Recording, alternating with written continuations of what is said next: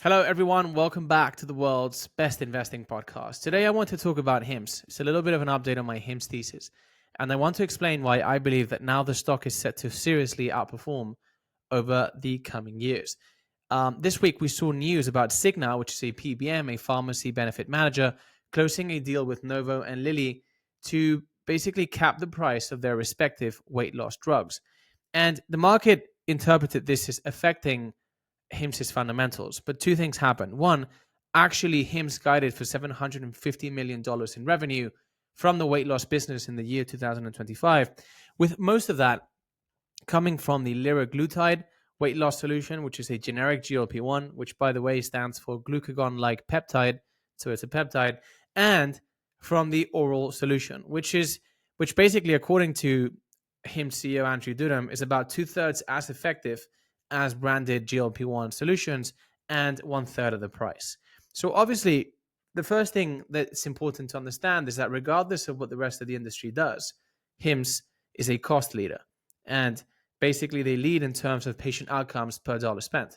So broadly, that I think will see them continue to grow exponentially across the board, not just in their weight loss operation, but across the rest of the verticals and the new verticals that they deploy. Because now they have testosterone and menopause coming up. And guess who has issues with testosterone and menopause? Well, every single human on the planet. And so I think those two verticals are going to be as big or even bigger and are going to grow at least as fast as GLP-1. GLP-1 makes you lose fat, which everyone wants to lose. And hey, today, in today's modern world, all men have relatively low testosterone. So our testosterone is actually lower than our grandparents were, even if, just across the board. So I think that these two businesses are going to grow very, very fast. And then the weight loss thing, it doesn't make any sense. Most of the growth, most of the revenue is coming from the generic version, which is cheap as peanuts, and the oral one, which is very cheap and effective. So basically, everything that HIMS adds on top of that now going forward is it's going to be added revenue to the top line and to the bottom line. Now, going back to the thing with PBMs, and this is very important to understand, PBMs are meant to coordinate pharmacies, so the CVSs, Walgreens of the world, together with the pharma companies like Novo and Lilly, with the insurance companies, and they are meant to triangulate between these three stakeholders to bring you as an end consumer of drugs the cheapest price possible and make the whole system work. But in practice, as PBMs mediate between these three stakeholders, they actually have an incentive to inflate the prices of the drugs because they take a cut, essentially, from each of these stakeholders, which is basically a portion of the nominal price. So what happens in the end is that the prices of drugs tend to go up. And if you analyze the US healthcare system, as I did in my original HIMS deep dive, you will see that it's a monopsony with an inflationary tendency, meaning there's only really one buyer, and that's the insurance companies. And so practitioners have the incentive to jack prices up every year because then that gets amortized across a vast range of insurees. So basically, it would feel like no one really cares about you as a provider increasing prices because they don't actually pay. It's their insurance company. But over the long term, that's translated into people having, rather high copays. So copays are the amount of money you have to pay as an insuree to your insurance company before the insurance company actually pays for the treatment itself. So what this means is that essentially PBMs are not in the business of giving you free money or anyone. They're in the business of inflating drugs to make more money and take a bigger cut. So wherever PBMs concede, wherever they make a concession, they're going to be taking from somewhere else. And so whatever they do with GLP-1s, actually that doesn't decrease the cost of healthcare for end consumers. So as a consumer, you're going to be interested in losing fat. You're going to be interested in having healthy levels of testosterone, having healthy mitochondria, which I think is a field that's going to explode. It's going to be crazy over the coming few years. You're interested in a holistic health approach, right? And that's why HIMS is ultimately growing, is people come for one condition, and then HIMS offers you a number of subsequent conditions which can be treated on the platform. And that's generally how you achieve and maintain good health. Obviously, I'm a big fan of holistic practices like a good diet working out. I just got back from my tennis, etc.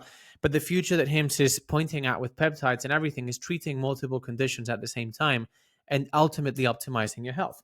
So when PBMs say, okay, well, let's make GLP-1s cheap, your branded GLP-1s, Lily and Novo cheap, they're basically going to be jacking up prices somewhere else. And that is generally why HIMSS is positioned to continue being a cost leader. And as I was saying, it's not just about cost in the abstract, it's about optimizing patient outcomes per dollar spent.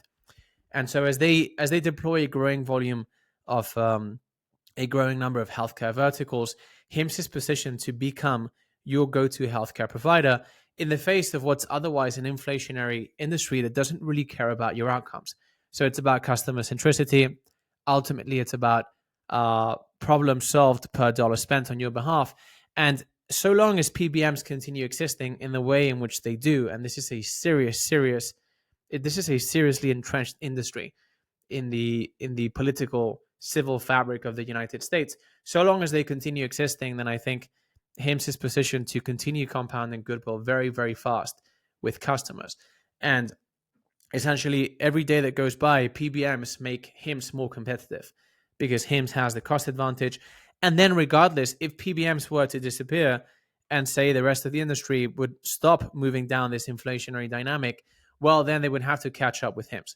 It's a little bit, we've seen it with e-commerce, with Amazon obviously focused on enhancing value delivered to customers per dollar spent, a little bit like Costco, Walmart, etc. And just the rest of the players worldwide, niche e-commerce players that were maybe enjoying broader margins, etc., they all had to turn around and then go down Amazon's deflationary path. So it's a matter of, so long as the extraordinary execution continues in HIMSS and the world-class management, etc., if PBMs continue doing their thing, that's great for the business. If they don't, I think that basically HIMSS is going to be, I mean, once that happens, if it does, I think HIMSS is going to be so far along that the thesis is very much alive. So it's not like PBMs are a necessary condition for the thesis. It's simply HIMSS is really the only customer-centric company in the healthcare sector in the United States.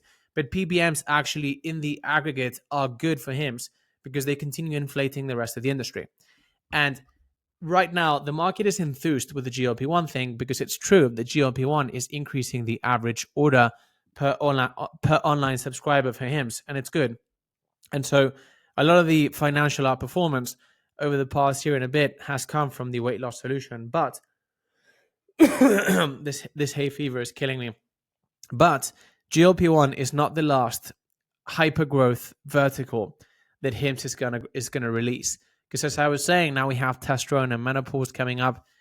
And generally the advancements we have in biology, which right now come down primarily to peptides, I think are going to allow HIMSS to deploy a very high number of verticals that are essentially going to take over the zeitgeist. So I've been talking about this for quite a while now, but I basically can't shut up, especially to my friends in the tennis, gym, skiing domain, etc. So my sports friends, I can't shut up about my peptide cycle at the moment. It's enhanced my performance back to levels that I don't think I had when I was 19. Also mentally, tremendous sleep, tremendous vigor mentally and physically. I feel like I'm 32 now, and I feel like I've been kind of given back my 19, 20-year-old body with my current mind, with all the experience and knowledge that I have now at age 32. And to me, that is just so priceless, right? So I can't shut up about it. What I think is going to happen is that a growing volume of people are not going to be able to shut up about it. So the GLP-1 thing, we've seen it take over the zeitgeist. It's become a cultural thing that famous Hollywood actors do. Everyone's talking about it. Everyone is thinking about doing it or secretly doing it, etc. I think this is going to be that times 10 because GLP-1 is really just about fat loss, but peptides can do so much for you. One of the peptides, 3 of the peptides that I'm doing now, what they do is optimize your mitochondrial health. And so mitochondria are the engines in your cells. They're actually bacteria that produce ATP, adenosine triphosphate, which is basically how we store energy. So ATP has bonds, and when they get broken by a physiological process in the body, that releases energy. So your mitochondria make ATP, and what happens is as you get older, as you take more ibuprofens, as you get wasted on the weekends, as you get stressed, as you get infected with man-made viruses, etc., your mitochondria deteriorate very fast. And if you've ever had something going on inside your body, like say any kind of virus, and you feel really tired after that, that's because it's wrecking your mitochondria. And so if you take these peptides, it basically fixes them. And wow, I mean, it's just incredible. Like the mental performance, physical performance, everything is downstream of your mitochondria, because everything is downstream of cellular performance in your body. Your body is basically cells, and they make proteins with a specific shape. And then the shape of these proteins go on to determine their function. And just every process that sustains life is basically a result of your cells working properly, producing proteins of the adequate shape, and then these proteins interacting with other proteins per their specific shape via weak electromagnetic forces, right? So when your mitochondria get weak, your body stops working, you get fat, you get depressed, you get anxious, you don't want to work, you don't succeed, etc., etc. Now, what happens when you turn your mitochondria around is that everything just feels a lot better. You're in a better mood, you get stuff right. Socially, you do much better. Physically, you do much better. So everything is downstream of that. And generally, I think people are not going to be able to shut up about it. Yes, I would be originally a devotee of the whole healthy diet, healthy lifestyle thing. But the truth is that we have many man-made things which actually hurt our biology, ranging from EMF, electromagnetic frequencies, to, as I was saying, other man-made biological agents which wreck your mitochondria, all sorts of products along the way which are actually not that good for you, pharma products, etc. So, and that's something that you can't actually revert with good diet alone, because the insults to your biological health happen on an ongoing basis, essentially, especially if you live in a big city which is relatively polluted with the toxins, heavy metals, etc. So what I think essentially is going to happen over the next 5 years with HIMSS, and I talk a lot about my $2,000 intrinsic value target, I think the extraordinary execution continues. And so these guys can scale their operations exponentially, including personalization rates. I think personalization rates go or rise very close to 100% in the coming few years. And then HIMSS subscription takes over the zeitgeist. They just become something that people can't shut up about. It makes your life way better, therefore becomes incredibly valuable, much more than Netflix, Uber One, or anything like that. And it goes on to be a subscription which people value way above any other subscription on the planet, because it's about optimizing your health, and everything again is downstream of your health.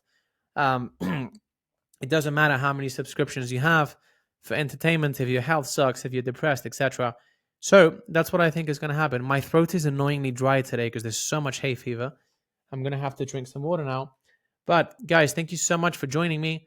If you enjoyed this update, could you please share this with one friend? Excuse me. I'd be super grateful for that, because these deep dives and updates are for free. So thank you very much in advance. Have a great day. Take care and see you next time.